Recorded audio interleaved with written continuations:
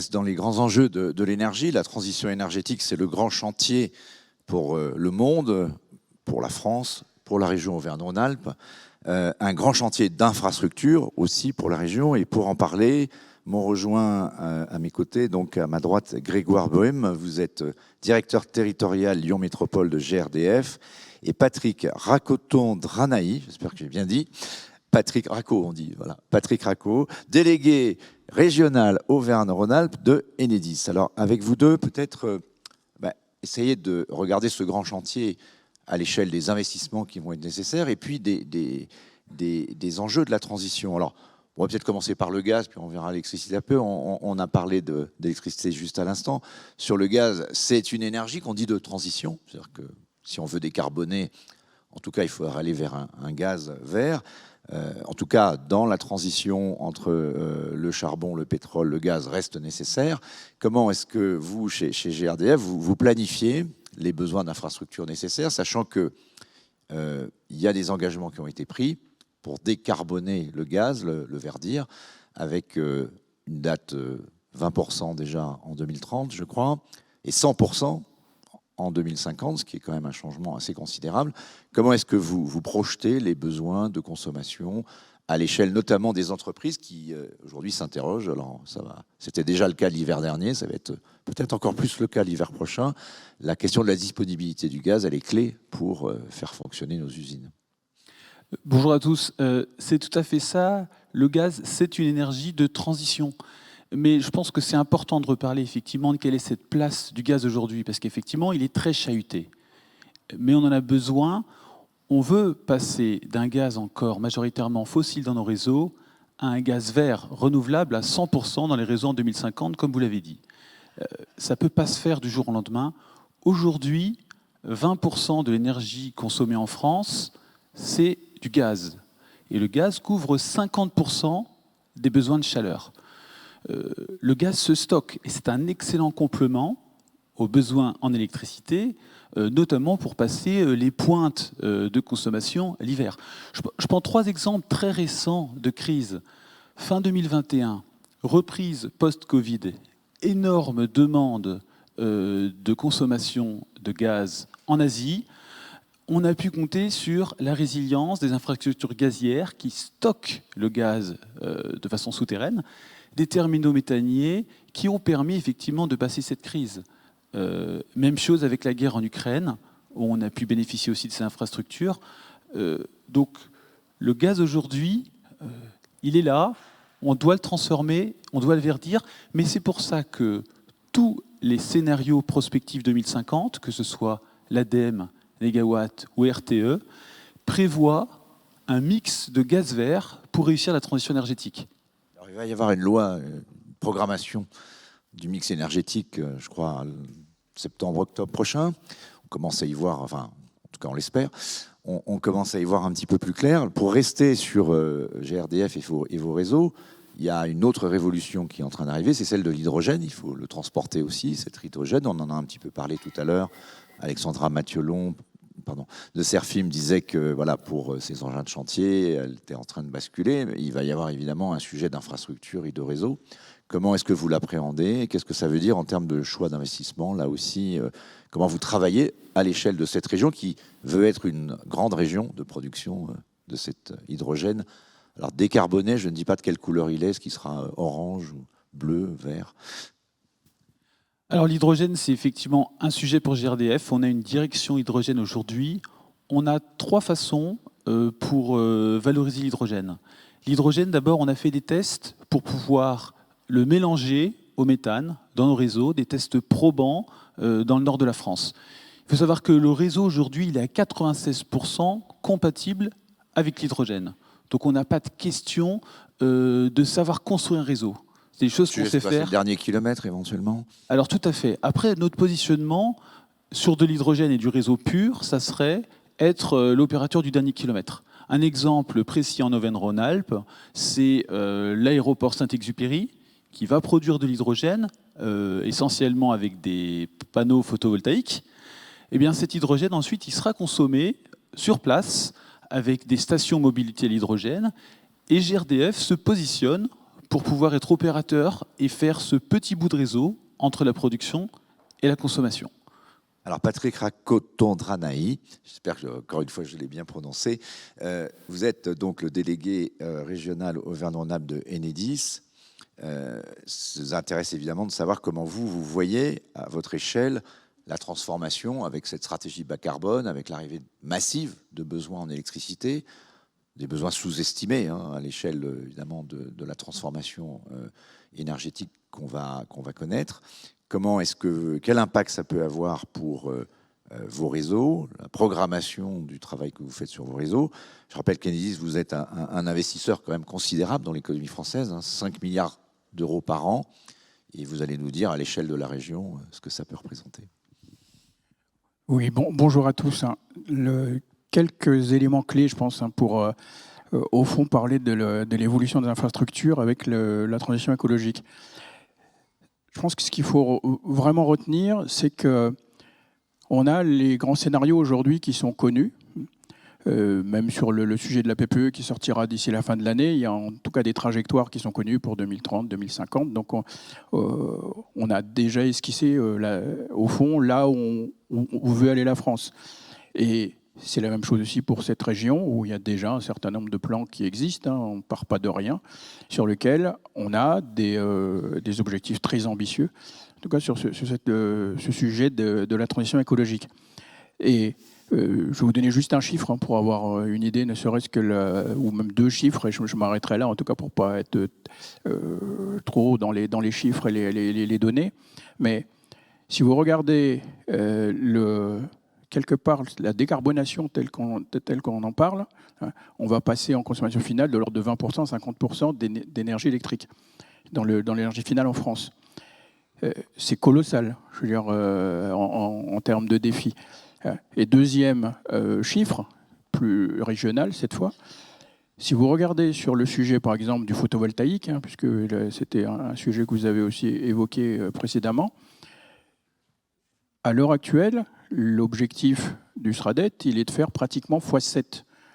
Donc par rapport à ce qui existait avant le SRADET. Donc vous voyez les défis qu'il y a en face. Et ça veut dire quoi pour les infrastructures? C'est qu'aujourd'hui, quel que soit le type de transition écologique dont on parle, je veux dire, on parle de H2, on parle de photovoltaïque, d'éolien, même de la méta. Au bout du bout, il y a de l'électricité. Donc il y a un besoin d'électricité à un moment donné. Donc ça veut dire que les infrastructures doivent à la fois s'adapter, donc il faut mieux d'infrastructures et plus d'infrastructures. Concrètement, ça veut dire quoi? Ça veut dire que sur un réseau public comme celui d'Enedis, aujourd'hui, sur la région Auvergne-Rhône-Alpes, c'est 190 000 km de réseau. C'est de l'ordre de 1,5 milliard d'investissements par an aujourd'hui.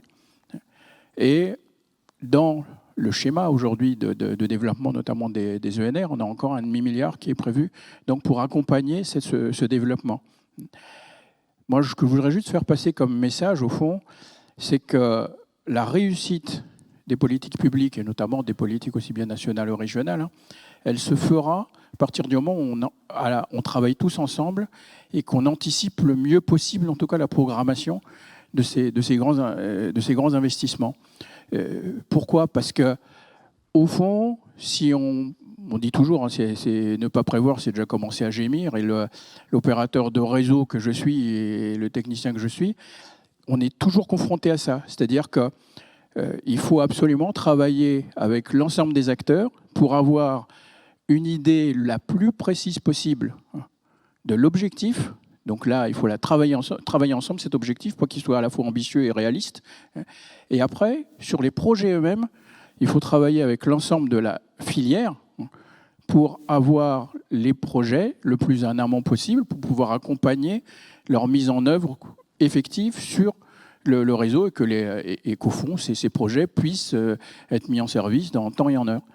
Oui, parce qu'il y a quand même une inconnue dans toute cette histoire. Je parle sans être un expert, mais pour vous écouter, vous lire un petit peu tout ce qui se dit, il va y avoir une concurrence entre les différents usages d'énergie, notamment au bout du bout, comme vous le dites, ça va être de l'électricité. Donc je vais avoir besoin d'électricité pour ma voiture, je comprends, pour le transport.